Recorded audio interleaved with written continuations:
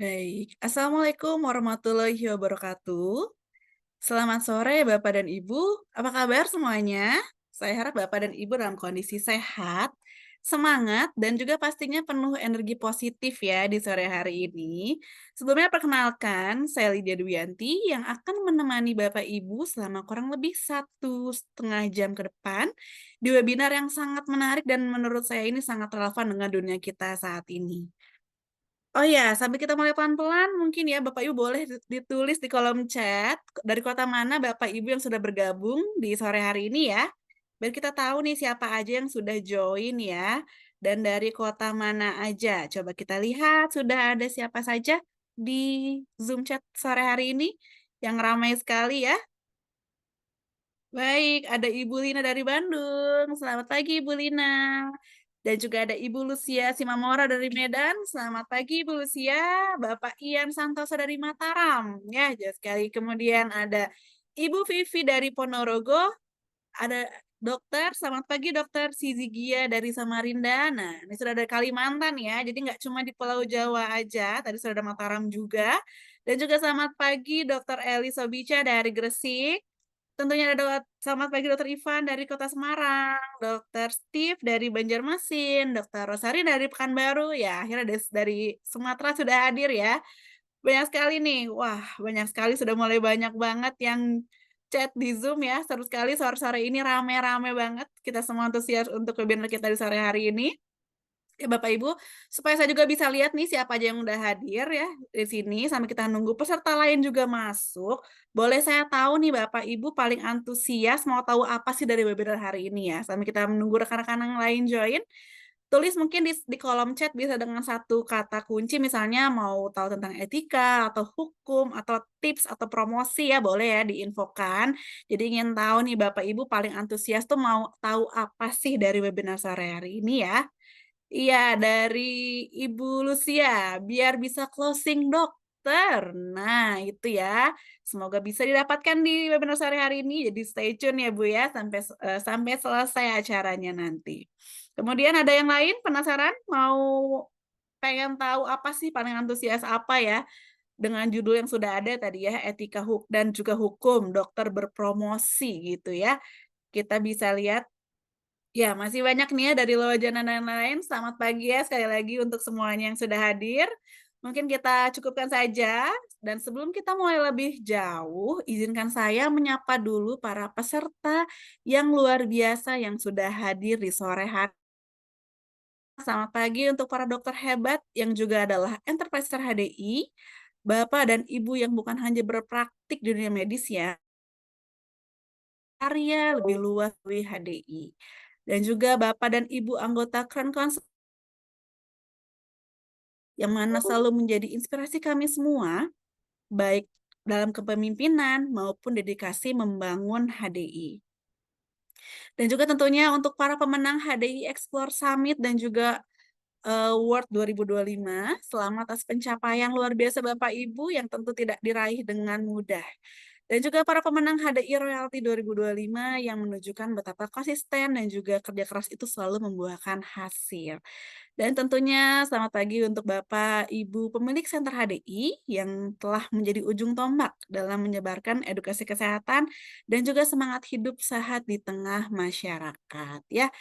Bapak Ibu, sungguh satu kehormatan bagi saya, Lydia, yang bisa berada di tengah Bapak dan Ibu sore hari ini.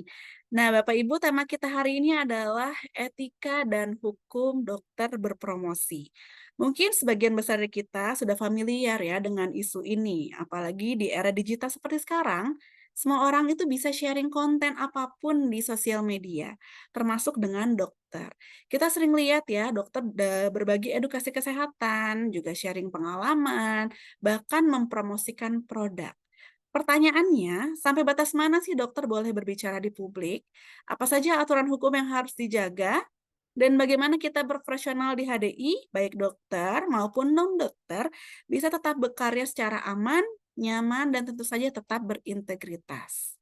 Jadi webinar ini bukan hanya penting untuk Bapak Ibu dokter yang ingin tahu batasan promosi agar tidak bersinggungan dengan masalah hukum, tapi juga sangat bermanfaat untuk Bapak dan Ibu yang bukan dokter, seperti enterpriser, crown counsel, ataupun pemilik center.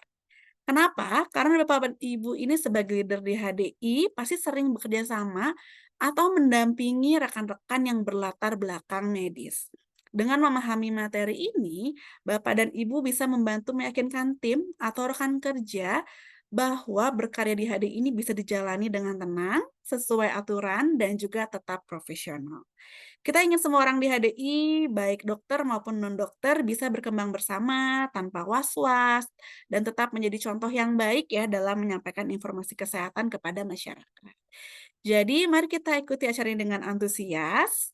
Siapkan catatannya, Bapak Ibu, simak baik-baik, dan jangan ragu untuk bertanya di sesi diskusi nanti. Saya percaya sore ini akan menjadi salah satu investasi waktu terbaik Bapak dan Ibu, karena pengetahuan yang akan kita dapatkan akan sangat bermanfaat, bukan hanya untuk aktivitas di HDI, tapi juga untuk profesi Bapak dan Ibu masing-masing. Terima kasih sudah meluangkan waktu untuk hadir. Sebelum ke sesi berikutnya, saya ingin sharing sedikit ya beberapa hal penting terkait webinar hari ini. Yang pertama adalah di akhir acara nanti kita akan door prize menarik ya, sesuai dengan info yang ada di flyer. Jadi pastikan Bapak dan Ibu stay tune hingga selesai. Cara ikut door prize-nya cukup mudah. Bapak Ibu hanya perlu mengisi link yang akan kami bagikan saat webinar berlangsung. Kedua, khusus untuk Bapak Ibu dokter yang mengikuti webinar ini dari awal hingga akhir, Bapak dan Ibu berhak mendapatkan e-sertifikat senilai 2 JPL. Caranya juga cukup mengisi link yang sama seperti untuk door prize tadi, namun tak perlu diisikan nomor STR ataupun lokasi prakteknya. Jadi satu link tadi itu untuk dua manfaat sekaligus. Dan yang ketiga, ini yang terakhir, di akhir acara kami akan meminta Bapak dan Ibu untuk mengisi form feedback. Ini penting ya, supaya kami tahu apa yang sudah baik dan apa yang perlu kami tingkatkan. Nah, sebagai apresiasi, nanti 5 orang pertama yang tercepat mengisi form feedback akan mendapatkan hadiah menarik dari tim HDI. Jadi jangan sampai terlewat ya Bapak Ibu, nanti linknya akan kami share di chat Zoom saat acara berlangsung. Baik, tanpa berlama-lama, mari kita mulai acara sore ini. Saya dengan hormat mengundang Ibu Alfa Paloma selaku senior tim leader dari Product Development HDI untuk memberikan sambutan pembuka. Kepada Ibu Alfa, kami persilakan. Baik, terima kasih Lydia atas waktunya.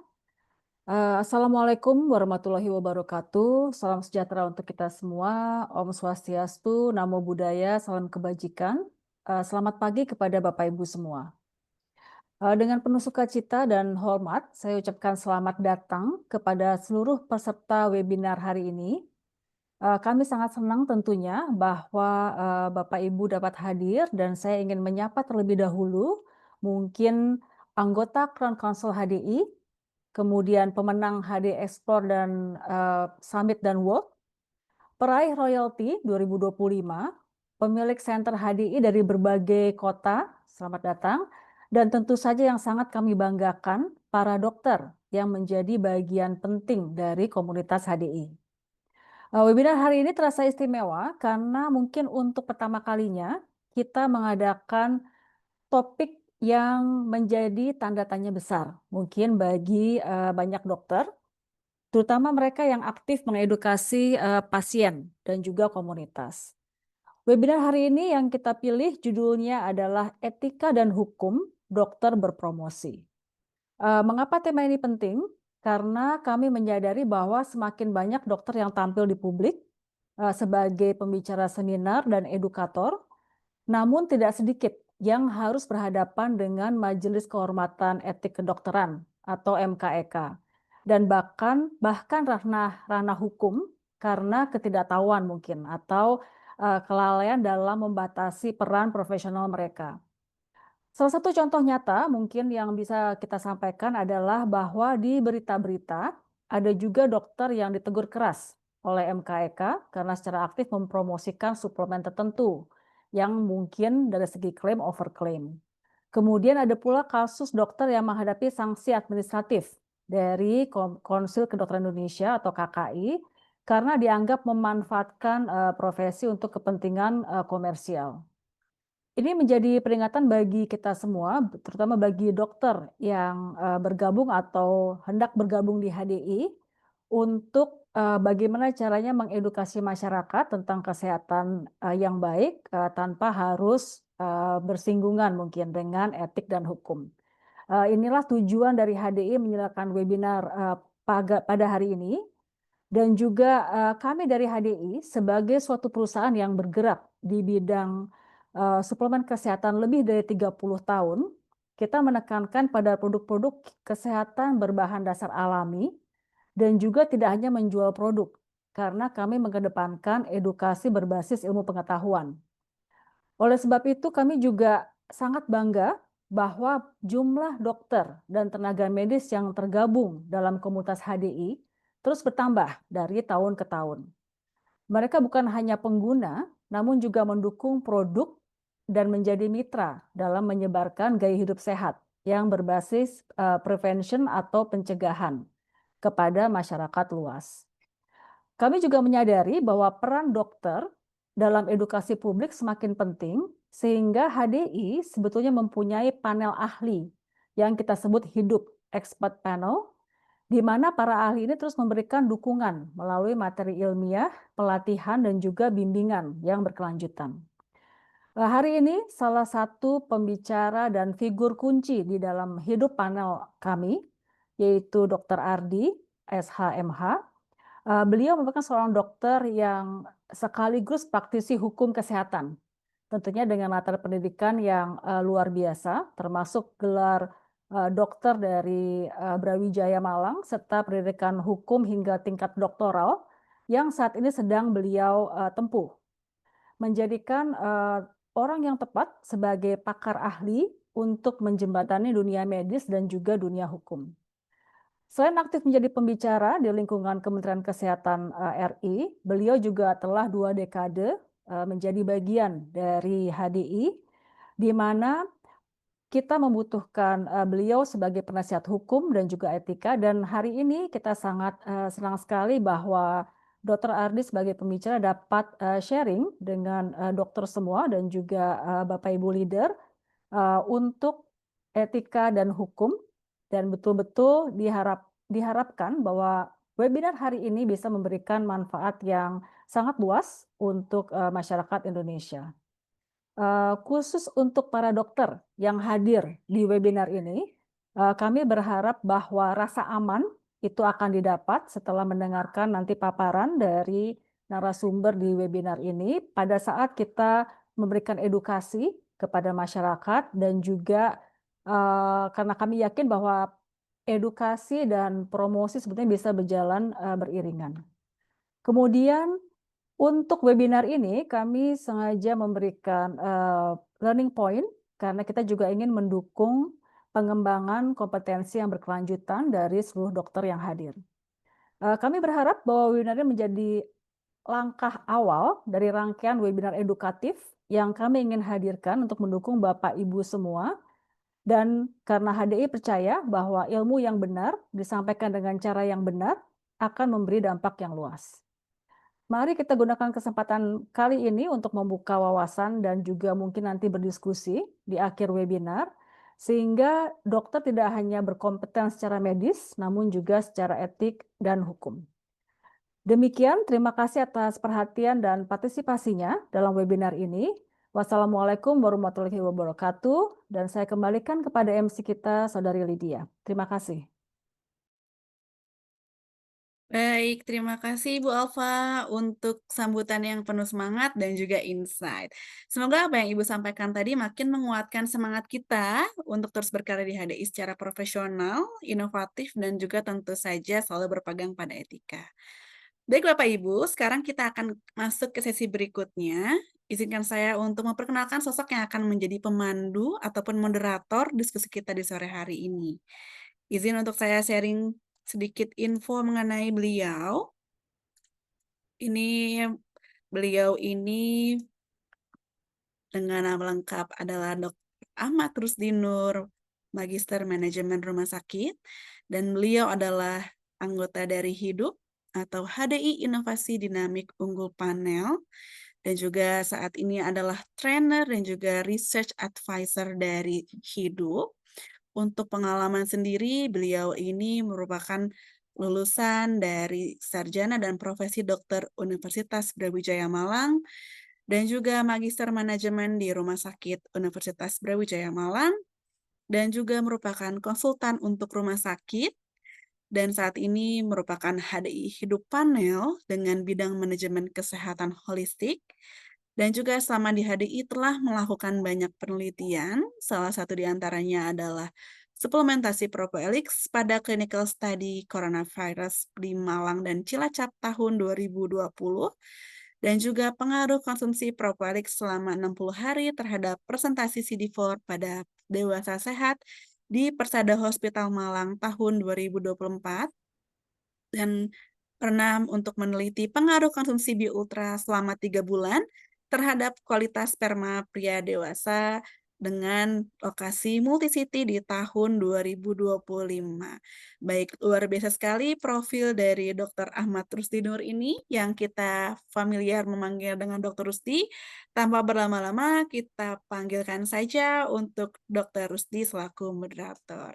Selamat pagi, Dr. Rusdi. Selamat pagi, Mbak Lydia.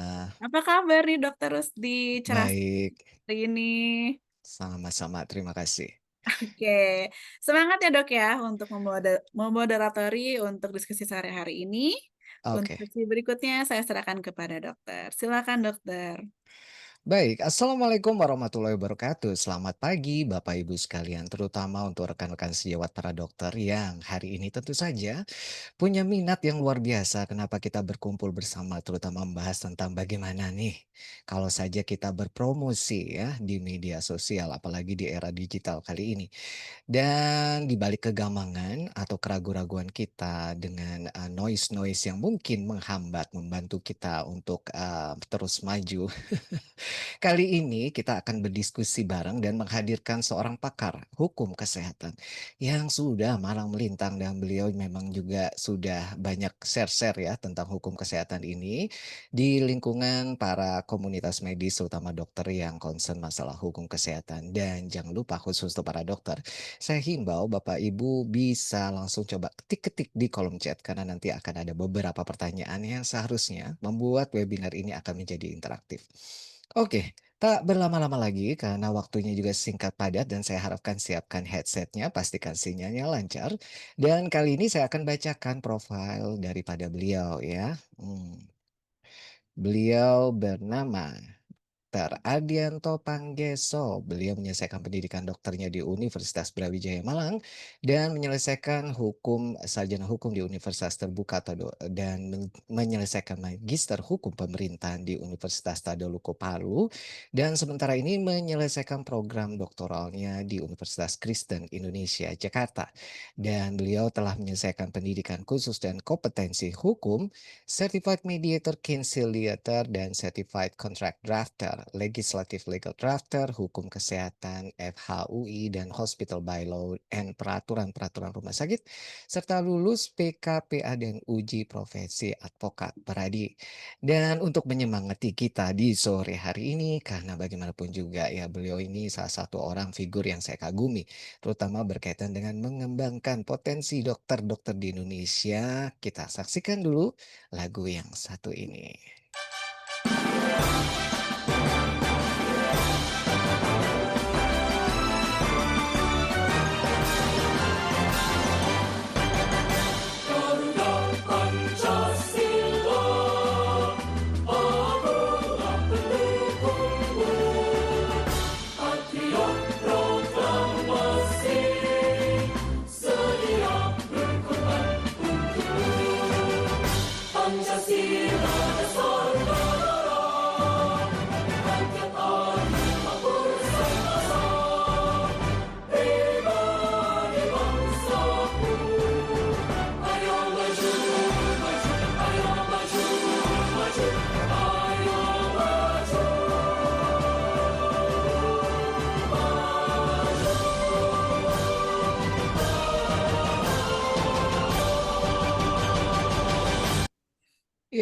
Ayo maju bersama dengan HDI dan kita teruskan kembangkan potensi kita. Dan kali ini kita persembahkan Dr. Ardianto Panggeso. Halo, selamat sore dokter. Selamat sore, Dokter Rusti. Terima Oke, kasih. ya, Cukup jelaskah suara silakan. saya? Jelas dok. Monggo. Iya. Baik, semangat pagi semuanya, teman-teman. Pagi. Ya, terima kasih pimpinan manajemen AIDS Internasional, teman-teman peserta webinar kali ini. Salam kenal, salam hormat dari saya, Ardianto Panggeso. Saya diminta untuk share tentang etika dan hukum dokter berpromosi. Nanti jika ada yang ingin didiskusikan, silakan lewat kolom chat atau on mic, nanti dipandu oleh moderator Dr. Rusti. Saya slide share.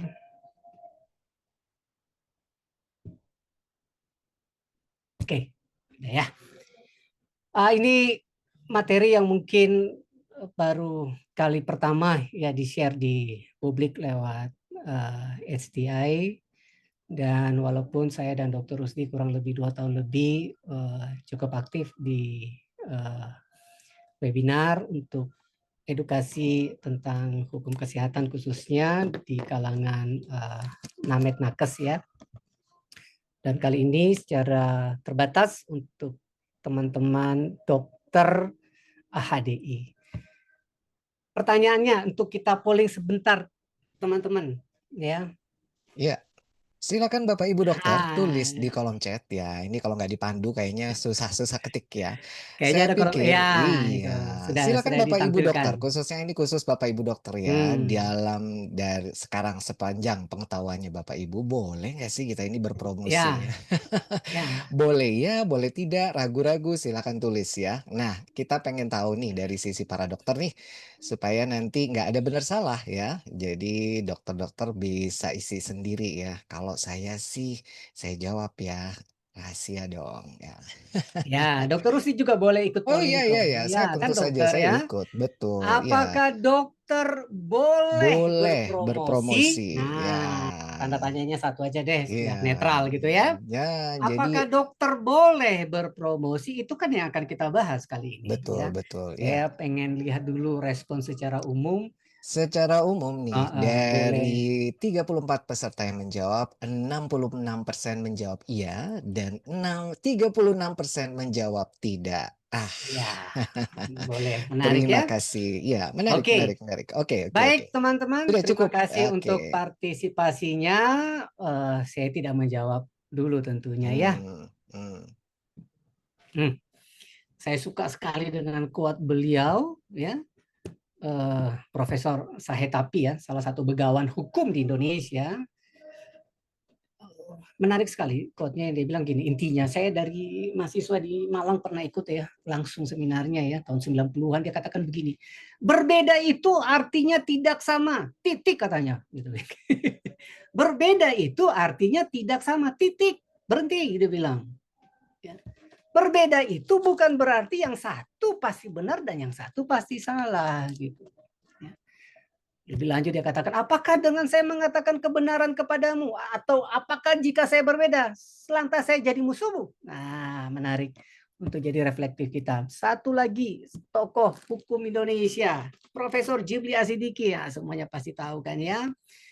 Dalam satu bukunya, nah, Pancasila, Identitas Konstitusi Berbangsa dan Bernegara, gitu ya. Jadi lagu Pancasila tadi itu ada maksudnya terkait dengan materi kita gitu ya. Nanti kita lihat waktu kita bahas tentang etika dan hukum ya. Menurut Profesor Jimli, untuk memahami sesuatu itu tidak cukup dengan kita membaca teks ya. Teks pertanyaan, teks pernyataan atau secara lisan kita mendengar seseorang membuat satu pernyataan, lantas kita serta-merta paham. Menurut Profesor Jimli, dan saya kira betul sekali, saya sangat setuju, makanya saya sering sampaikan slide ini dalam sesi-sesi webinar hukum kesehatan saya. Teks perlu dilihat dalam konteks. Teksnya itu perlu dilihat dalam konteks apa teks itu dibuat atau berada.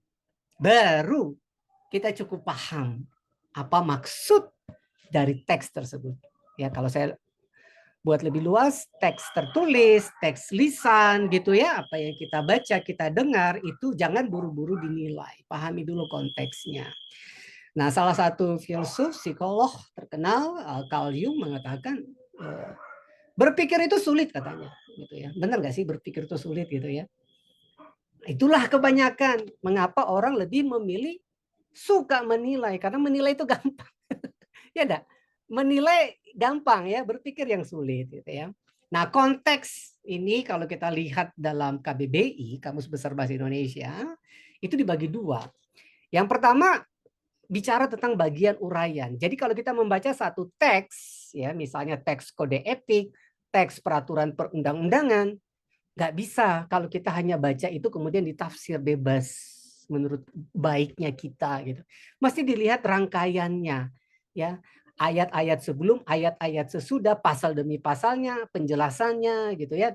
Belum lagi kalau peraturan perundang-undangan terkait vertikal, horizontal. Jadi tidak mudah sebenarnya. Memang kalau kita mau menafsir satu teks peraturan perundang-undangan. Nah, belum lagi kalau makna konteks yang kedua. Kalau bicara terkait kasus, situasi yang ada, ini pasti lebih sulit. Ya, lebih sulit. Apalagi kalau kita cuma baca media. Intinya mau bilang begini, hati-hati menilai sesuatu. Gitu ya. Pahami konteksnya sedapat mungkin. Nah, untuk upaya kita memahami, ya sama-sama belajar memahami konteks etika dan hukum dokter berpromosi, bolehkah atau tidak? Setidaknya saya akan tampilkan 3 poin ini. Pertama kita coba melihat tentang dokter dan kesehatan, etika dan hukum, dan dokter berpromosi. Poin pertama, dokter dan kesehatan. Kita lihat dulu etimologis, akar kata. Akar kata dokter dan dosen itu ternyata sama teman-teman. Ya, dari bahasa Latin docere. Pelafalan Latin itu letterlek seperti tertulis ya. Docere artinya to lecture. Orangnya lecturer. Jadi sebenarnya fungsi utama, tugas utama dokter dosen itu adalah memang mengajar. Satu mengajar dunia kesehatan, satu mengajar dunia pendidikan. Mungkin ada pergeseran teman-teman lihat ya, dokter-dokter zaman now dengan dokter-dokter zaman dulu ya. Mungkin tidak sempat lagi untuk ngajar gitu ya, apalagi kalau antriannya panjang gitu ya. Nah, time is money katanya. Nah, secara yuridis atau ketentuan peraturan perundang-undangan, ketentuan hukum, saya cuplik saja pasal 1 angka 6 dari Undang-Undang Nomor 17 tahun 2023 tentang kesehatan, begitu kalau menulis lengkapnya, tetapi nanti akan saya sampaikan secara santai singkat dengan istilah Undang-Undang Kesehatan atau Omnibus Law Kesehatan. Undang-undang inilah yang dibuat dengan metode Omnibus Law, ya masih baru. Nah, menurut Omnibus Law Kesehatan, secara yuridis dokter atau tenaga medis dikatakan adalah ada 3 unsur ini gampangnya. Dia seorang pengabdi, tapi bukan asal ngabdi. Pengabdiannya itu mesti secara profesional dan sesuai hukum. Ya, kalau lengkapnya tertulis seperti ini. Ya, dokter atau tenaga medis adalah setiap orang yang mengabdikan diri dalam bidang kesehatan serta memiliki sikap profesional, pengetahuan dan keterampilan, ya, melalui pendidikan profesi kedokteran atau kedokteran gigi yang memerlukan kewenangan untuk melakukan upaya kesehatan. Kewenangan itu kewenangan hukum, ya. Yang di bagian tengah itu bicara attitude, ya, knowledge dan skill. Inilah dokter secara yuridis, ya. Nah, bagaimana dengan kesehatan dan pelayanan kesehatan itu sendiri? Kita akan lihat. Menurut Undang-Undang Kesehatan, kesehatan itu Dokter ada 3. Ardi, Ya, mohon yes. maaf, sepertinya slide-nya terpaus ya, tidak berubah untuk slide-nya. Wait. Saat ini masih yang memahami konteks. Oh.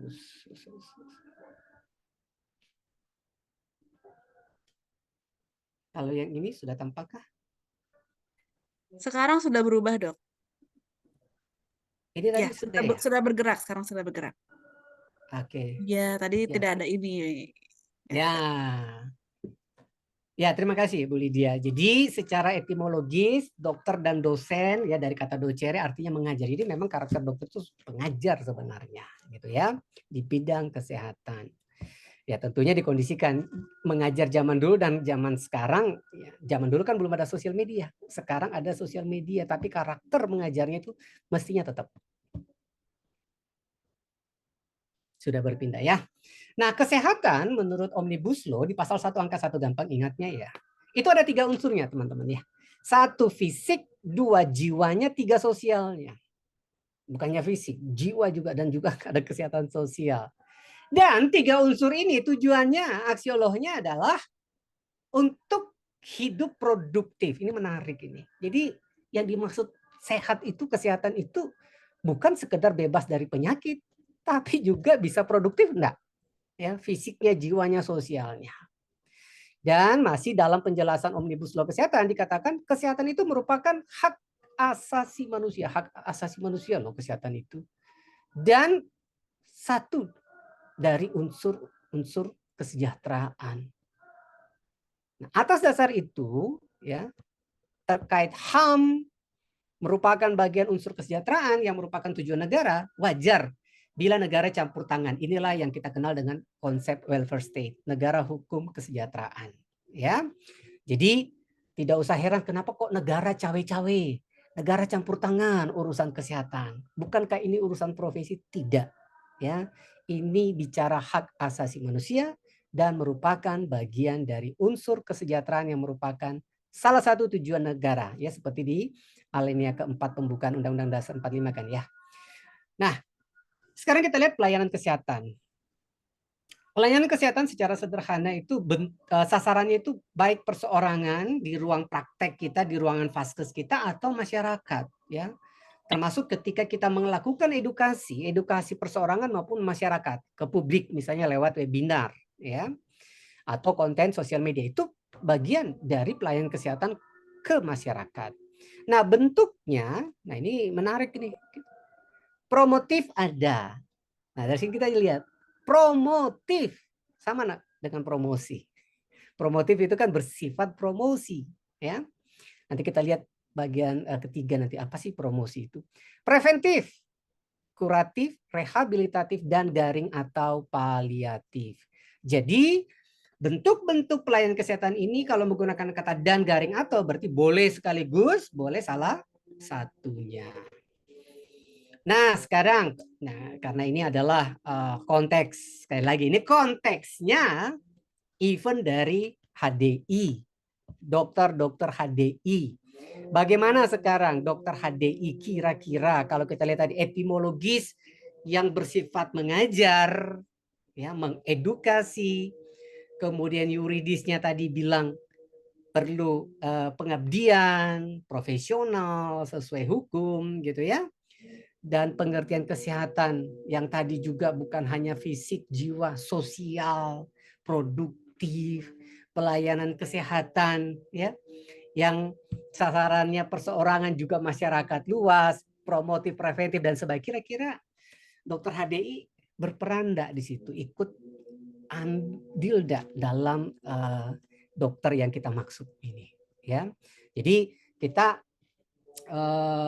kalau saya kita hilangkan dikotomi antara dokter dan HDI ya. Berbeda memang ya, berbeda. Tetapi tadi di awal saya sampaikan beberapa quote dari Prof. Sahetapi, Prof. Jimli, kita hati-hati dalam menilai dan berbeda itu tidak berarti harus bermusuhan, berlawanan ya.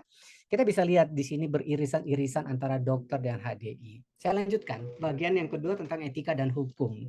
Ya, ini mantan ketua Mahkamah Agung lah ya di Amerika yang sangat terkenal, Earl Warren. Dia katakan begini, hukum itu mengapung di atas lautan etika. Hukum mengapung di atas lautan etika. Jadi ini ilustrasi saya saja ya. Kalau saya ilustrasikan, analogkan seperti kapal laut gitu ya. Itu adalah hukum, dia mengapung di atas lautan etika. Jadi etika itu sangat luas dunia, sangat abstrak. Sedangkan hukum itu saja abstrak. Nanti kita lihat ya, kenapa kok hukum dan etika itu sesuatu yang abstrak. Tapi masih lebih jelas hukum daripada etika. Jadi memang hati-hati sekali di dalam kita menilai satu etika itu, ya. Dan hukum yang baik tentunya sudah mengakomodir yang namanya etika, nilai-nilai etika itu. Ya, dalam proses pembentukannya, penerapannya seperti itu. Nah, bagaimana kalau menurut kita ada yang tidak setuju dengan hukum, katakanlah peraturan perundang-undangan yang ada? Kita boleh kok menyampaikan aspirasi kita kepada pemerintah yang namanya judicial review, hak uji material. Kalau level undang-undang ke Mahkamah Konstitusi, kalau levelnya di bawah undang-undang, kita ajukannya ke Mahkamah Agung. Ya. Nah, saya mau masuk di sini dulu supaya kita ada sedikit gambaran etika di mana, hukum di mana. Ada yang namanya norma, ya, dari kata norm dan kaidah dalam bahasa Arab, ya. Norma atau kaidah dianggap sama, ya. Yang ada di masyarakat kita secara umum dibagi dua. Ada norma atau kaidah yang di dalam diri kita intrapersonal dan ada yang ekstrapersonal, antar orang, ya. Kalau norma yang ada di dalam diri kita itu dibagi dua lagi. Secara umum yang disebut dengan moral atau etika.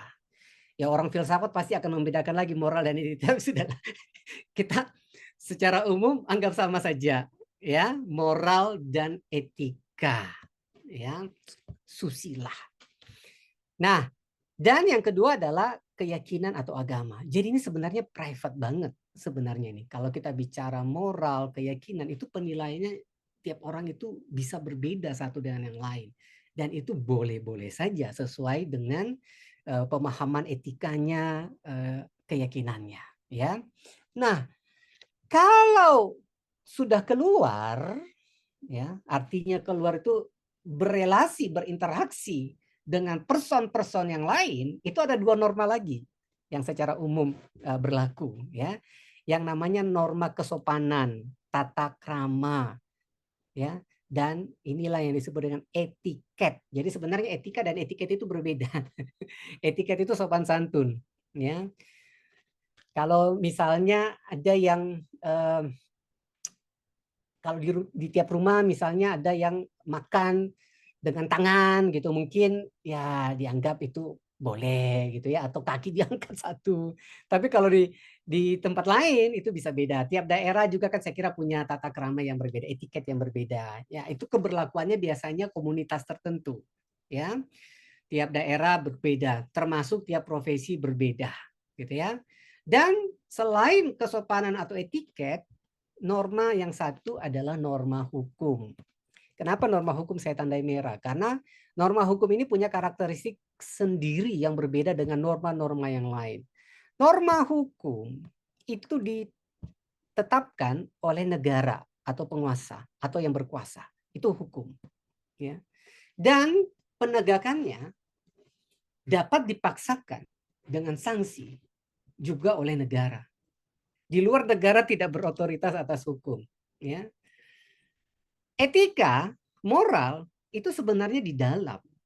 Siapa yang negur dia kalau misalnya dia merasa tidak bermoral atau tidak beretika? Ya dirinya sendiri yang kita bilang hati nurani. Keyakinan atau agama dia merasa berdosa, bersalah gitu ya. Dia takut hukuman Tuhan misalnya. Tapi kalau kesopanan atau etiket, ya misalnya kita di lorong udah dilarang turun dari motor ya, beberapa daerah kan ada gitu ya. Kita tetap hidupin motor ya, bisa kita dapat sanksi sosial dari komunitas tertentu. Tapi kalau hukum itu memang hanya negara yang berwenang menjatuhkan sanksi, menetapkan dan menjatuhkan sanksi. Nah, etika profesi itu ada dalam irisan moral etika dan etiket. Karena keberlakuan etika profesi hanya pada komunitas profesi tersebut. Etika profesi dokter dengan advokat berbeda, tapi substansi nilainya relatif sama, hal-hal yang dianggap baik. Kalau etika bicara baik buruk, ya baik buruk. Tapi kalau hukum bicara benar salah, boleh atau tidak boleh.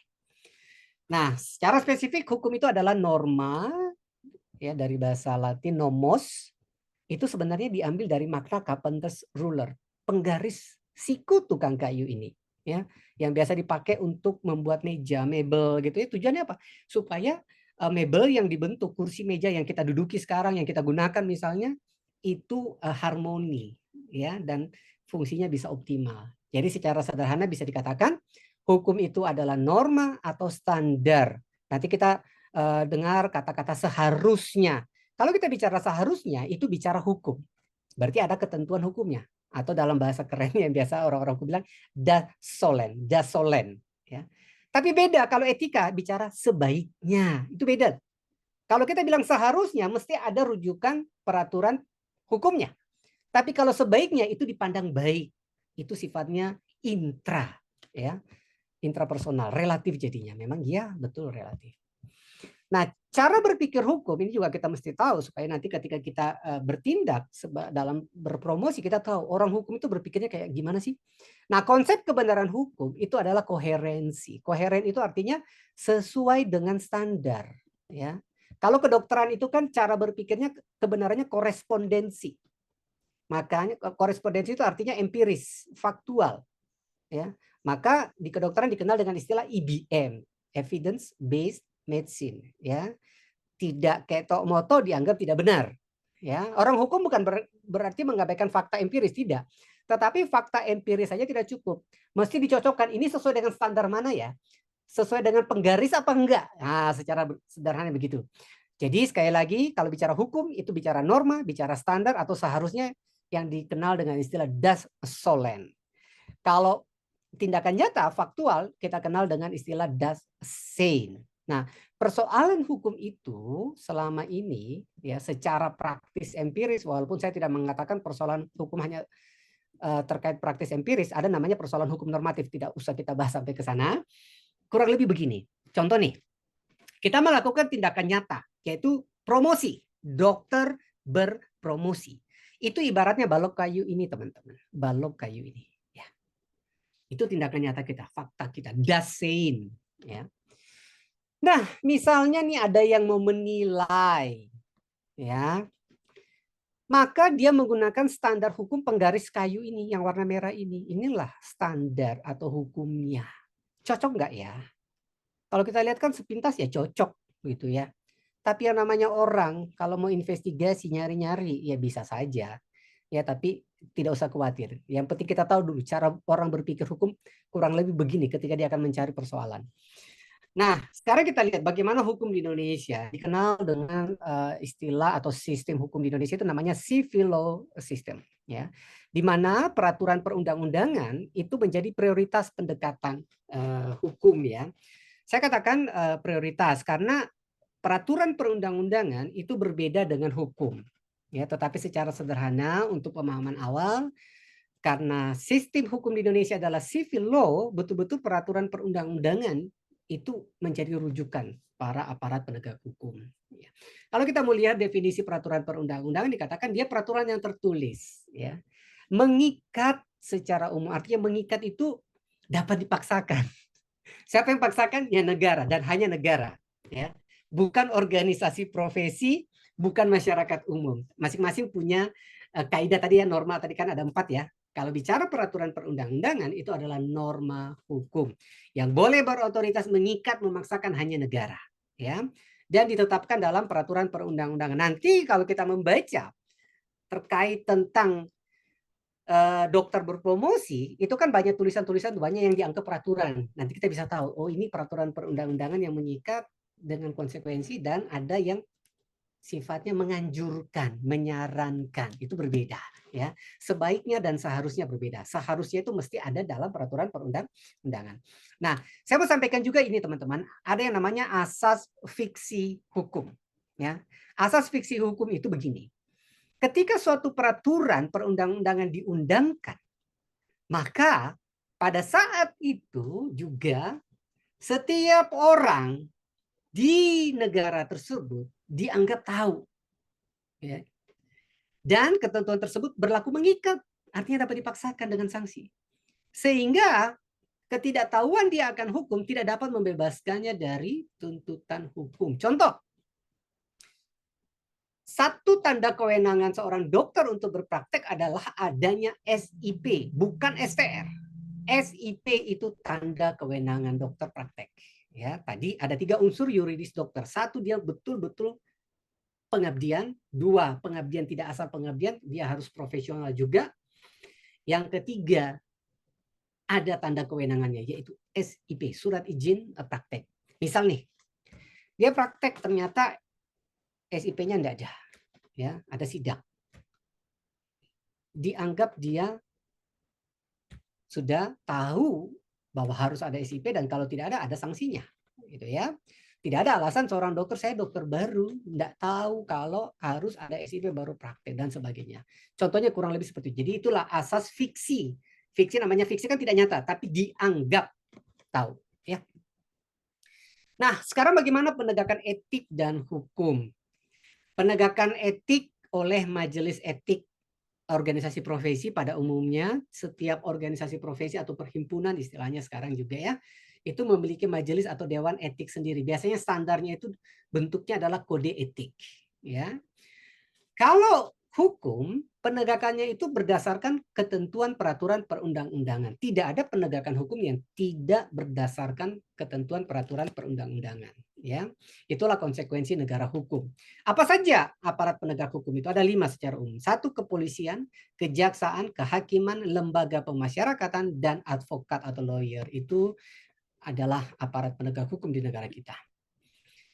Nah, sekarang bagaimana nih dokter HDI dalam etika dan hukum? Seperti yang sudah saya sampaikan tadi, etika itu apa, hukum itu apa. Kita sekarang masuk ke bagian yang ketiga, yang terakhir, lebih spesifik tentang dokter berpromosi. Kita lihat dulu deh. Promosi dalam Kamus Besar Bahasa Indonesia dimaknai sebagai suatu perkenalan. Ya. Perkenalan dalam rangka memajukan usaha, dagang dan sebagainya. Kalau kita lihat makna promosi di sini baik atau tidak baik, ya, dalam rangka memajukan usaha lo, dagang dan sebagainya, baik atau tidak.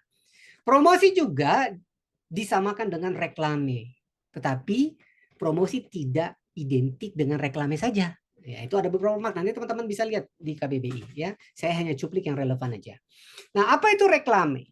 Ya, reklame atau iklan dikatakan pemberitahuan kepada umum tentang barang dagangan dengan kata-kata yang menarik, dengan gambar supaya laku. Baik atau tidak baik sih? Memberitahu kepada umum tentang barang dagangan dengan kata-kata yang menarik, dengan gambar-gambar yang menarik supaya laku. Baik atau tidak baik? Gitu ya. Silakan nilai sendiri. Nah, sekarang saya masuk secara lebih spesifik lagi. Bagaimana dokter berpromosi menurut etika profesi? Saya ringkas saja ya, teman-teman bisa baca lebih detail nantinya dalam kalau kedokteran pada umumnya itu Kodeki 2012 bisa di-download ya. Itu ada 2 saja secara sederhana prinsip substansinya. Pertama, tidak memuji diri. Jangan sampai ketika kita berpromosi kita menyampaikannya secara berlebihan atau mengiklankan suatu produk, jasa kita, layanan kita secara berlebihan. Nah, berlebihan ini batasannya apa? Ya, intinya boleh berpromosi kan, asal tidak berlebihan. Ya, intinya tidak the best lah, tidak number one. Secara sederhana kan begitu. Ya. Nah, yang berikutnya prinsip dasar dalam berpromosi secara etika profesi adalah tidak merugikan pasien. 1, tadi tidak memuji diri ya secara berlebihan. Yang kedua, tidak merugikan pasien. Ini kan substansi penting. Ya, dengan cara apa? Ya, jangan menyebarkan informasi yang salah. Nah, dari sini teman-teman, pentingnya kita untuk mengikuti juga kaidah atau ketentuan yang disampaikan oleh perusahaan, oleh company ya. Jadi sedapat mungkin kita adopt ya informasi dari perusahaan ya. Itulah yang kita sampaikan ya. Kalau kita misalnya menyimpang dari itu, pastikan dasar kebenarannya ya. Tentu hindari ujaran kebencian dan konten-konten yang melanggar kesusilaan. Itu saya kira etika umum itu ya. Nah, secara hukum, ya tadi saya katakan secara yuridis ya, silakan dilihat di rujukan Omnibus Law yang saya tulis di bawah. Ada 3 unsur dari seorang dokter tadi. 1, pengabdian. Kita terpanggil tetap untuk melakukan edukasi promotif kepada masyarakat luas maupun perseorangan. Intinya begitu, karena karakter kita tadi docere, pengajar di bidang kesehatan yang memberikan edukasi. Nah, teman-teman, di dalam menyampaikan satu edukasi di publik, tolong disampaikan. Ya. Misal nih, serial edukasi kesehatan masyarakat. Itu penting sekali teman-teman. Jadi kita ada dasar kita dan sekaligus menjadi pengingat bagi kita bahwa saya menyampaikan konten ini dalam konteks edukasi kesehatan, ya. Kemudian profesional, ya. Ngabdi sih ngabdi, tapi tidak bisa asal ngabdi. Ngabdinya harus profesional, itu kata Omnibus Law. Berdasarkan apa? Saya kutip dari pasal 274 huruf A ini. Sesuai standar profesi, standar pelayanan, standar prosedur operasional, etika profesi, serta kebutuhan kesehatan pasien. Saya highlight frasa terakhir, kebutuhan kesehatan pasien. Ini menarik teman-teman. Ini dalam bahasa hukum administrasi saya sebut sebagai diskresi atau kewenangan diskresi seorang dokter. Siapa yang paling ngerti kebutuhan kesehatan pasien kalau bukan dokter yang melakukan pelayanan saat itu? Ya, yang penting saya kira konstruksi berpikir dokter kan saya kira kita paham semua kan ya, SOAP-nya itu harus clear, ya. Kalau kita mengatakan ini kebutuhan kesehatan pasien, di SO itu juga harus cukup jelas, ya. Nah, kewenangan hukum tidak bisa tidak teman-teman, kalau kita praktek profesi harus ada SIP-nya, surat izin praktek. Ini saya ringkas saja, ada beberapa peraturan ya dari Balai POM lebih spesifik ya, kalau peraturan ini berarti peraturan hukum ya. Dikatakan tidak memberikan, kurang kata tidak saya perbaiki. Tidak memberikan klaim yang berlebihan. Jadi tidak overclaim, itu pasti ya. Tadi ya secara sederhana saya bilang the best lah, number one lah, itu janganlah ya. Nah, ini kemudian secara teknis. Jangan menggunakan kata-kata ini teman-teman, ya. Mengobati, menyembuhkan, aman, bebas, tidak berbahaya, tidak ada efek samping, apalagi kalau dibumbu-bumbui. Tidak ada efek samping, semuanya efeknya ke depan. Serong kiri, serong kanan, atas bawah, tapi intinya semua efek ke depan. Wah, itu janganlah gitu ya. Gunakan kata relatif bisa ya. Menurut pengalaman, pengetahuan saya, relatif tidak ada efek samping. Relatif tidak berbahaya. Apalagi kalau Anda punya testimoni pribadi, ya cerita ya, tetapi jangan lupa mengatakan bahwa kata relatif berdasarkan teori atau riset dan pengalaman saya, boleh kan? Ya, kita mau menyampaikan kita testimoni pribadi ya, dengan catatan tidak hanya itu, ada dasar risetnya, gitu ya. Kemudian mencantumkan data riset dan statistik tanpa disertai data dukung yang valid. Jadi tidak mencantumkan data riset tanpa data yang valid. Intinya sampaikan yang benar lah, ya.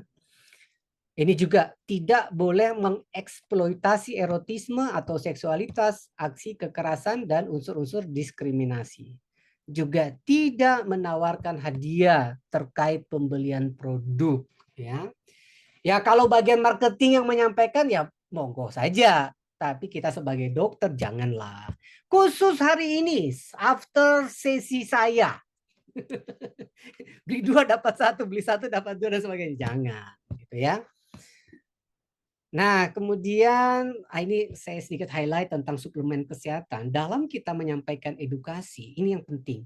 Ini saya kutip dari pasal 1 angka 3. Kalau kita bicara suplemen kesehatan, jangan keluar jalur ini teman-teman. Ya, jadi ini namanya definisi normatif atau definisi operasional yang dibolehkan oleh hukum. Ya, bahwa yang namanya suplemen kesehatan itu dimaksudkan untuk, ini persis saya plek, nggak ada saya tambahin kurangi ya, melengkapi kebutuhan zat gizi. Jadi kalimat-kalimat ini di Kopas itu aman karena ini bahasa hukum, bahasa peraturan perundang-undangan ya.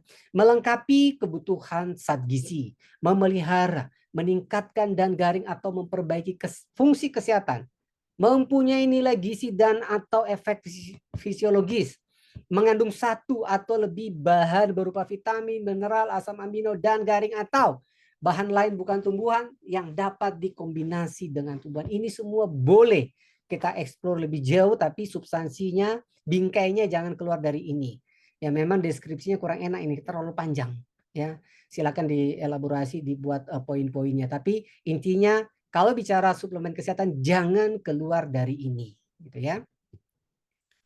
Nah, terakhir teman-teman, kembali kalau tadi Anda sudah memberikan polling, pertama, apakah dokter boleh promosi?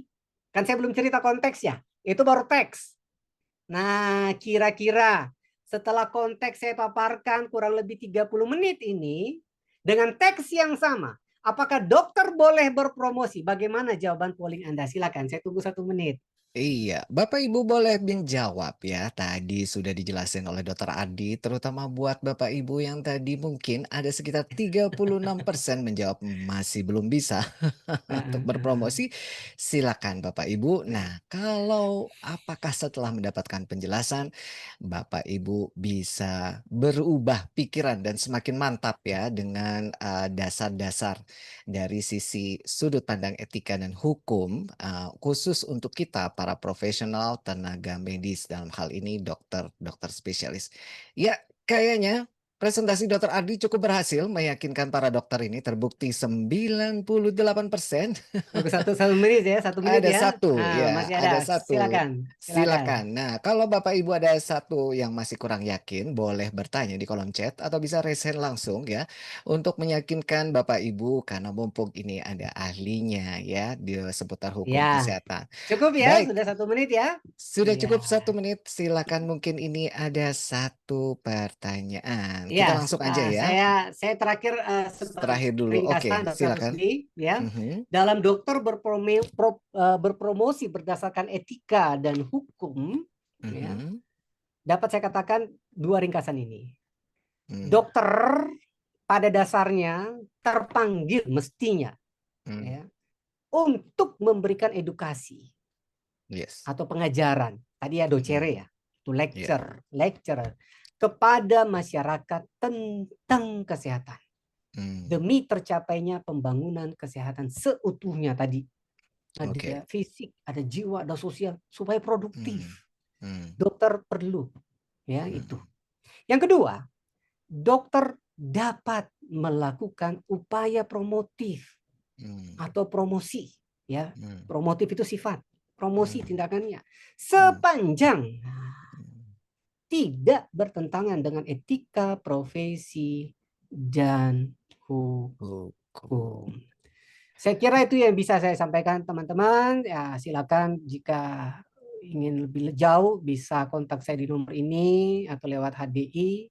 Dan beberapa konten hukum kesehatan sudah saya upload di channel YouTube saya, Ardianto Panggeso. Terima kasih, saya kembalikan ke Dr. Rusdi. Terima kasih banyak Dokter Adi atas presentasinya, dan saya semakin yakin ya bahwa kita tenaga profesional yang memang bekerja di layanan kesehatan masyarakat, memang saya juga dikembalikan lagi ya dengan apa sih kata dokter itu sendiri. Dokter ternyata berasal dari kata docere, mengajar. Jadi memang tugas utama seorang dokter adalah memberikan informasi kesehatan, edukasi kesehatan. Dan dalam kaitannya edukasi tersebut adalah promosi kesehatan. Baik, ini sepertinya ada satu dokter yang mau raise hand. Halo dokter, selamat Subagianto. Silahkan, mungkin bisa di-unmute panitia. Ya, halo dok. Bisa Oke, diperkenalkan ya, dulu dokter, dari mana? ya, saya Selamat Subagio dari Samarinda, Kalimantan Timur. Halo Samarinda, Kalimantan Timur. Silakan dokter. Ya, baik, Dok. Untuk Mas Adianto, Hmm, Siap, akhir-akhir ini dokter. kan kita mendengar dan melihat adanya beberapa malpraktek, bahkan hmm, dengan adanya bullying maupun hmm, pelecehan seksual ya. yes. Dalam sisi malpraktis kedokteran, yang Mhm, khususnya mengenai mhm, malpraktek, setahu mhm, saya ada suatu backup hukum dengan konsep yes. primum nocere, di Oke. mana profesi dokter itu tidak bisa dianggap sama dengan profesi-profesi lainnya seperti Hmm, psikologis dan sebagainya, karena di sisi ini menyangkut sisi sosial yang sifatnya yes. menyelamatkan manusia dari Ya. sisi hasad ya. Nah, sejauh mana bahwa kasus-kasus tertentu itu bisa di backup dalam arti dianulir oleh Mahkamah Konstitusi atau MA. Hmm, hmm, Ya, lihat bahwa kalau kasus pelecehan seksual kan memang ada sanksi pidana ya. Betul. Artinya jenis-jenis yang seperti apa yang sekiranya bisa dianulir atau di backup gitu. Karena bagaimanapun supremasi hukum tetap dipegang oleh negara kan gitu ya. Nah, karena ini supaya tidak menjadi chaos atau semacam ketakutan bagi Oke. praktisi dokteran khususnya Named ya di Indonesia khususnya. Oke. Karena demikian Dok Susi ya. Baik, Dokter Selamat Subegianto dari Samarinda, Kalimantan Timur. Sebelumnya saya informasikan ya, karena pertanyaan ini cukup di luar konteks daripada dokter berpromosi. Mungkin nanti sebelum dijawab Dokter Ardi bahwa yang ditanyakan oleh Dokter Subegianto ini memang sekarang ini lagi rame-ramenya, terutama tentang workplace violence ya atau kekerasan di lingkungan kerja, termasuk di rumah sakit. Dan salah satunya adalah tentang sexual harassment yang sekarang ini lagi rame, termasuk juga ada physical assault atau juga termasuk verbal harassment yang dilakukan terutama oleh pasien dan keluarga kepada tenaga medis, tenaga kesehatan. Let's say Dokter Adi mungkin bisa sampaikan 1 atau 2 kalimat saja, Dokter. Nanti kita akan bahas di sesi nanti ya, Dok ya, Dokter Selamat ya. Jadi nanti ada lagi sesi khusus mungkin suatu saat, tapi silakan Dokter Adi untuk bisa menjelaskan. Terima kasih. Iya, yang saya tangkap poin dari Dokter Selamat tadi adalah ketika seorang dokter ini menjalankan praktek profesinya, ya, yang bisa dibenarkan diterima secara hukum sehingga tidak dianggap suatu malpraktek, karena tadi kita katakan kalau pelecehan ya pelanggaran gitu ya. Yes, ya. Nah, secara kacamata hukum pemerintahan, karena konsentrasi saya hukum pemerintahan, yang namanya hukum itu ditegakkan oleh pemerintah, itu ada 3 poin, Dokter Selamat yang mau saya sampaikan. Pertama, harus berdasarkan kewenangan. Ya, kewenangan itu related dengan kompetensi kalau dalam profesi kita. Ya. Tandanya adalah ada SIP. Itu dulu nomor 1. Jadi ini ibarat SIM lah. Kita jalan, ada sweeping, tidak nabrak, tidak melanggar. Begitu diperiksa tidak ada ya, tapi aja dianggap melanggar hukum. Itu 1. Ya, berdasarkan kewenangan, berbasis kompetensi. Yang kedua adalah dalam menjalankan kewenangan tidak bisa suka-suka kita. Ada standar-standar yang sudah ditentukan dalam melaksanakan kewenangan itu. Nah, standar kita secara umum itu ada 3 lagi. Standar profesi, standar pelayanan, SPO, standar prosedur operasional. Ya. Nah, kemudian yang ketiga tadi kan kewenangan, kedua standar, yang ketiga substansi peruntukan pelaksanaan kewenangan berdasarkan standar tadi betul-betul untuk pasien, tidak untuk kepentingan pasien. Itu harus istilahnya apa ya, patient center care ya, patient center care, yes. Ya.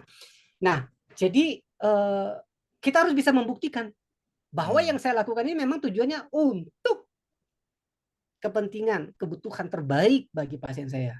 Nah, gitu ya. Masalah setelah itu ada efek samping, dokternya dapat untung, itu hal yang lain. Tapi tetap ya dong, dokter kan punya hak juga untuk dapatkan ini kan imbalan kan ada di undang-undang tuh. Itu hak resmi itu, hak yang dilindungi hukum. Tetapi itu bukan yang utama gitu. Nah, saya kira itu mungkin Dokter Selamat Subagio yang bisa saya sampaikan. Nah, nanti dokter boleh ikut lebih lanjut webinar hukum kesehatan kami ya. Terima kasih dokter. Baik, saya suka sekali Dokter Selamat atas pertanyaannya karena memang Dok hari gini dokter tuh harus melek hukum karena profesional dokter ini selaku pelaku di layanan kesehatan ini banyak tindakan yang sebenarnya memang adalah suatu yang harus dilihat dari sisi kacamata hukum. Baik, kita berlanjut ke Bapak Dokter Andreas. Halo Dokter Andreas. Ya, silakan Dok. Halo, selamat sore dokter. Selamat sore, Selamat Dokter sore, Andreas. Dokter. Ya dokter, terima kasih kesempatannya. Ini yang Yes. saya mau tanyakan berkaitan dengan promosi. Gimana dengan promosi dokter terhadap dirinya sendiri dok? Misalnya kita bikin video gitu, tapi di belakang kita tulis, oh saya ada praktek di rumah sakit ini. Apakah itu diperbolehkan dok? Alright, dokter yang promosi tentang jam prakteknya Iya. atau lokasi prakteknya atau keahliannya. Let's say Iya, dok. saya dokter begini begitu. Gimana Dokter Ardi? Silakan. Itu justru harus itu, perlu itu. Iya. Iya dok, harus. Nah, Benar, gimana orang mau harus. menghubungi Dokter Andreas kalau tidak diberitahu Iya, jadwal betul. prakteknya. Mm-mm. Kalau perlu kasih nomor akun sosmednya, nomor handphonenya. Iya, Zaman betul. now kan orang kan tidak harus janjian datang ke tempat untuk ini. Iya, Ya, jadi saya betul. kira itu tidak ada masalah. Ya, jadi kita memberikan informasi edukasi baik pribadi maupun vaskes itu dibolehkan menurut Omnibus Law. Itu saya kira hal yang sangat lumrah, wajar. Informasi Iya. namanya. Baik, Tidak apa-apa, Dokter Dokter Andreas. Dokter Andreas, termasuk juga health accessibility itu salah satu ya hal poin penting untuk seorang itu bisa mendapatkan layanan yang berfokus pada pasien. Jadi akses terhadap layanan kesehatan. Nah, bagian daripada promosi dokter ini adalah bagian daripada untuk mempermudah akses daripada seseorang yang membutuhkan layanan kesehatan. Let's say it's okay ya. Baik, Makasih, terima Dok. kasih Dokter Andreas. Lanjut kita ke Dokter Anisar. Halo Dokter Anisar. Boleh dijelasin dulu dari mana ini dokter? Silakan dokter Anissa. Iya, Ya, monggo. Sudah terdengar dok. Monggo. ya, baik. Ya, Assalamualaikum warahmatullahi wabarakatuh dari Depok. Silakan Dokter Anissa. Iya, saya mau tanya, ini kan kalau kita live di TikTok itu kan ada rambu-rambunya juga ya. Jadi rambu-rambunya itu salah satunya tidak diperbolehkan memberikan alamat dan nomor handphone. Yes, nama dan Karena nomor tadi handphone, betul. ini kan dibahas boleh praktek di sini. Setahu saya ada aturan seperti itu. Nah, tapi saya kemarin live juga ngasih tahu saya praktek di mana, kan ada yang nanya juga nggak kena ban sih. Alhamdulillah, walaupun saya nggak ngasih nomor. Nah, sekarang pertanyaan yang kedua, apakah bisa kita tuh bikin bikin konten tentang testimonial pengalaman pribadi, tapi nunjukin produk? Sejauh ini saya masih belum berani, terus terang saya butuh banget ini aturannya. Jadi benar-benar bisa menunjukkan Pak Farhan itu kelihatan banget. Biasanya kan saya mesti samarin gitu ya, disamarkan biasanya. Nah, ini apakah boleh nggak ya kita itu bikin konten ataupun sedang live saya menunjukkan produk HDI langsung itu, apakah boleh dengan mengindahkan tetap menerapkan yang aturan tadi yang disampaikan aturan tadi itu, yang kalimatnya yang nggak boleh sama yang boleh gitu. Itu apakah diperbolehkan? Baik, ini pertanyaan bagus sekali, sekaligus ini memang juga gimana nih kalau boleh nggak kita itu foto bersama dengan produknya, misalnya let's say kita share entah itu di status WhatsApp atau di Instagram atau di TikTok ya. Tapi memang kalau di TikTok itu sendiri memang ada kebijakan di internal TikToknya, seperti kita itu live sambil nyetir itu nggak boleh, nge-ban ya. Atau misalnya kita itu affiliate tapi ada nomor-nomor telepon yang itu juga bisa kena ban. Nah, kaitannya entah mau bukan dokter, mau dokter semua bisa kena, harus strict pada rule itu. Nah, itu untuk menjaga sebenarnya daripada takutnya ada orang-orang iseng yang menyalahgunakan nomor-nomor telepon tersebut. Nah, sekali lagi bolehkah seorang dokter ini menampilkan produknya atau berfoto dengan produknya, yang mana ini gimana menurut dokter Adi? Iya, Jejak baik, terima digital kasih. ini kadang kan udah jejak digital ya ibaratnya ini. Silakan dokter Adi. Ya, Dokter Rusdi, Dokter Asyar, terima kasih. Ada dua hal. Yang pertama, kalau soal tadi yang dikatakan internal rules dari TikTok misalnya, itu bukan law, bukan juga ethics yang kita bahas. Tapi itu adalah etiket. Etiket, oke. Beda kan ya? Beda. Etika, etiket, hukum. Etiket, hukum. Kalau aturan dari TikTok untuk konten dia atau aturan dari internal dari sosmed itu etiket namanya. Iya, itu suka-suka dia dong. Dia yang punya rumah kan ya. Betul. Nah, tapi secara etika dan hukum setahu saya sampai saat ini tidak ada. Selama tidak ada, sampaikan saja. Saya kira beberapa juga di akun jual online ya, kan tidak boleh tulis nomor handphone, tapi mereka kan ada saja akal dikirim dulu misalnya satu angka dikirim. Itu urusan trik kalau itu ya. Nah, kalau yang kedua terkait foto bersama dokter dengan produk, saya juga belum melihat ketentuan yang melarang ya, satu ya. Tapi gini, hukum, law is the art of interpretation. Karena hukum itu adalah norma, ya. Sedangkan hukum saja tidak mudah diinterpretasi. Ya. ada satu pakar hukum, Prof. Tata ya dari UGM itu tuh waktu saya ikut sertifikasi mediator, dia bilang gini, hukum itu ibarat kisi-kisi, mesti ada celahnya. Tergantung kita mau nyerang atau membela. Ya, memang ada celahnya gitu ya. Itu hukum yang tadi saya ilustrasikan seperti kapal. Masih lebih jelas. Nah, bagaimana dengan etika? Etika itu lautan loh. Lebih nggak jelas sebenarnya, lebih abstrak dia. Jadi memang hati-hati di dalam menilai etika itu. Dan ada dalam konsep hukum secara umum, selama tidak dilarang dengan jelas, tidak merugikan kepentingan umum, itu dianggap boleh. Nah, pertanyaannya tadi, kalau misalnya kita foto bareng produk, siapa yang dirugikan? Di mana ada aturan yang melarang? Nah, tetapi Dr. Rusdi tetapi untuk meminimalkan polemik, ini contoh saja, ini usulan. Kan produk kan misalnya tidak harus kita tunjukin gini kan? Kan bisa aja saya taruh di samping saya di meja. Tapi waktu saya diambil gitu kan bisa nampak kan juga, ya itu juga salah satu foto bareng tanpa saya harus pegang gitu loh, kan tidak harus dipegang gitu. Jadi kurang lebih itu yang bisa saya sampaikan. Ya, tapi saya mengerti dengan maksud Dr. Ardi. Jadi mungkin tidak perlu secara terang-terangan ya kita itu seperti kayak megang produknya, tapi terutama dengan video, apalagi itu bisa diedit dan segala macam ya, atau mungkin diposisikan supaya itu kelihatan ya, tapi tidak secara eksplisit menjelaskan detail tentang rupa atau produknya tersebut. Oke, satu lagi kayak gini, pertanyaan. kayak gini, atau saya tidak pegang, dia juga tidak langsung fisik ada di samping saya, tapi ini kayak di latar belakang saya kan ada Nah, itu maksud saya. Jadi Emang kayak ada kenapa? latar belakang, ada background. Virtual It's backgroundnya okay. yang disiapkan Iya. company seperti itu. Saya kan saat ini diundang company HDI. Oke.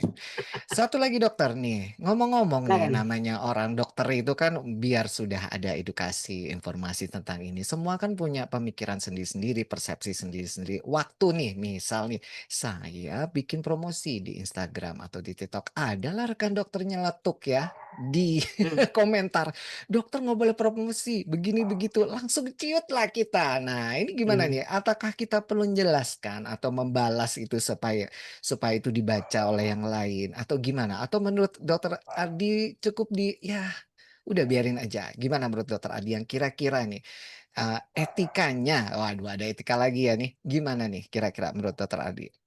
Ya menurut hemat saya, dokter yang nyeletuk, kalau dia betul dokter, komentar gitu ya di situ kan komentar biasanya. negatif kepada dokter langsung di sosial media, itu justru menurut saya tidak beretika.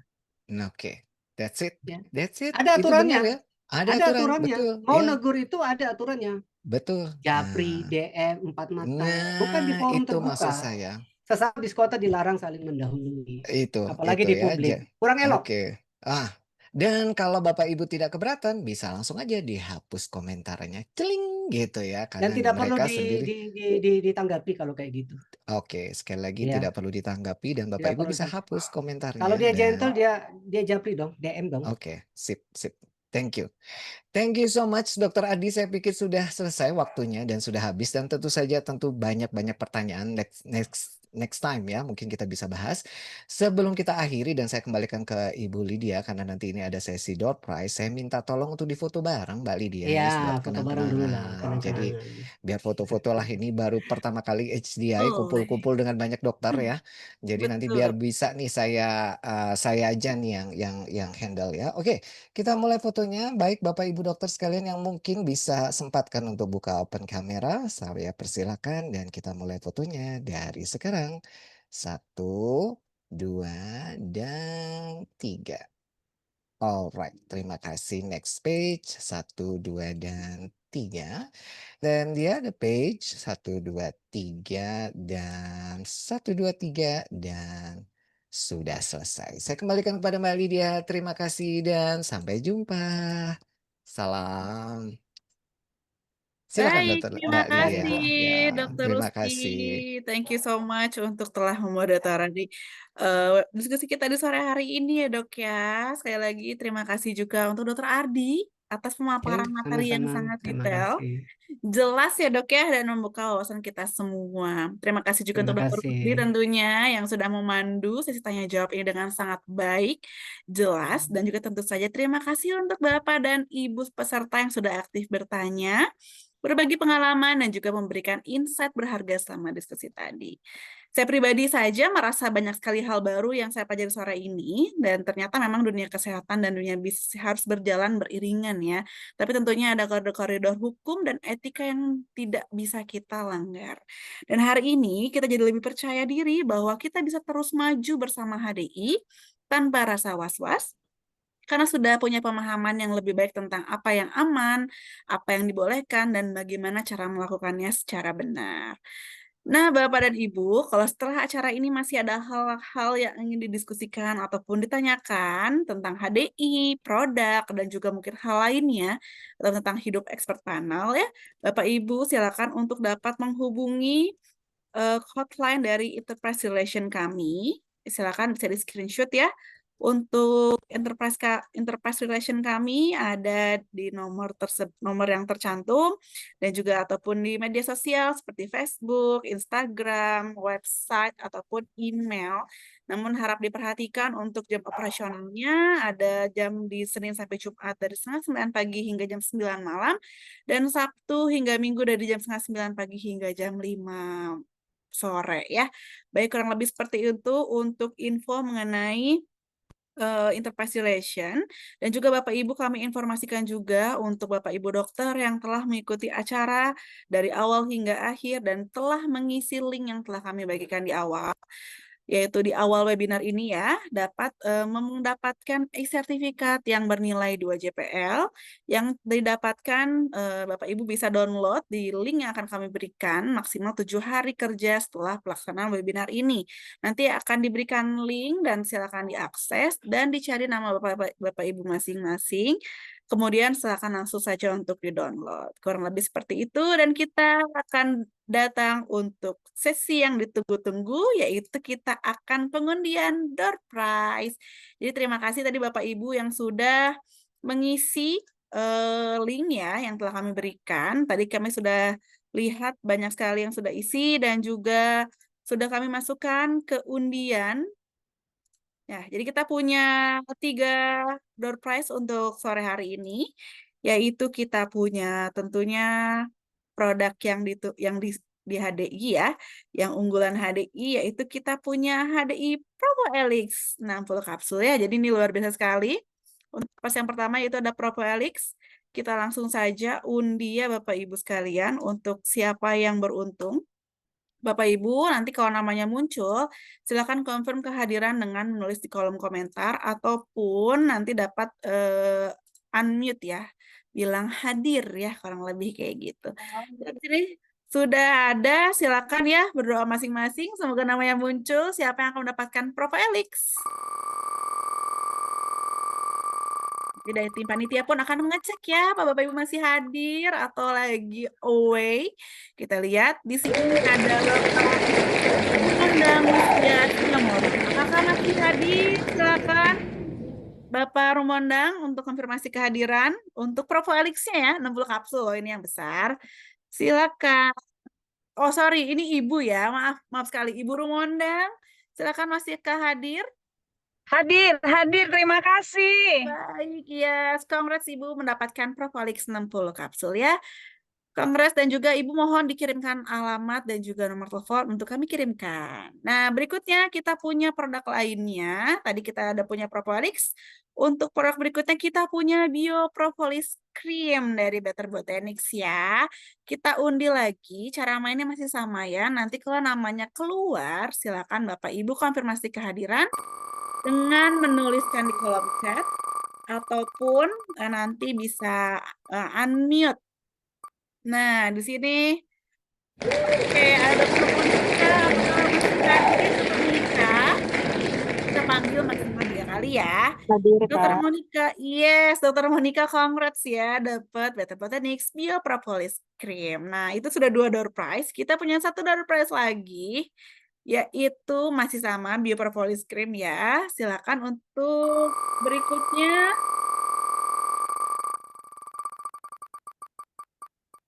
Baik. Iya, tipis ya. Siapa nih? Baik, ada Dokter Dina Savitri. Apakah masih hadir, Dokter Dina? Silakan konfirmasi kehadirannya dengan menuliskan di kolom chat ataupun unmute, Dok. Kita panggil Dokter Dina 1, Dokter Dina 2, Dokter Dina 3. Iya, tidak hadirkah Dokter Dina? Baik, belum hadir ya. Kita lanjut yang berikutnya ya. Untuk mendapatkan biopropolis cream,